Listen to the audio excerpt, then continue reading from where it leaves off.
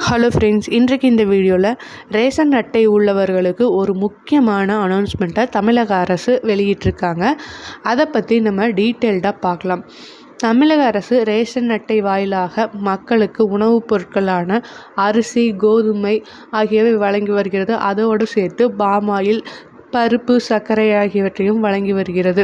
நிவாரணத் தொகையும், பொங்கல் பரிசு போன்றவற்றையும் இந்த ரேஷன் அட்டை வாயிலாகவே தற்போது வரை வழங்கப்பட்டு வருகிறது. இந்த நிலைமையில் தான் ஒரு முக்கியமான அனௌன்ஸ்மெண்ட் கொடுத்துருக்காங்க. அதில் என்னென்னா, ரேஷன் அட்டையில் இடம்பெற்றிருக்கிறவங்களோட கைரேகை உடனடியாக பதிவு செய்யணும். அப்படி பதிவு செய்யாதவர்களோட கார்டு நேம் ரத்து செய்யப்படும் அப்படின்னு சொல்லியிருந்தாங்க. ஸோ இதனால் பார்த்திங்கன்னா எல்லாம் அவசரமாக ரேஷன் கடைகளில் போய் கைவிரல் ரேகையை பதிவு செஞ்சுட்டு இருந்தாங்க. ஆனால் இப்போ அது முற்றிலும் தவறானது அப்படின்னு தமிழக அரசு சொல்லியிருக்காங்க. எப்போ நீங்கள் ஃப்ரீ டைம் கிடைக்குதோ அப்போ போய் நீங்கள் கைரேகையை பதிவு பண்ணிக்கலாம். அல்லது உங்களுக்கு ரேஷன் கடைக்கு போகும்போது நீங்கள் கைரேகையை பதிவு செய்து கொள்ளலாம். தேவைப்பட்டால் அவங்களே வீட்டுக்கே கைரேகை வாங்குவதற்கான வாய்ப்பும் இருக்கிறதாக சொல்லியிருக்காங்க.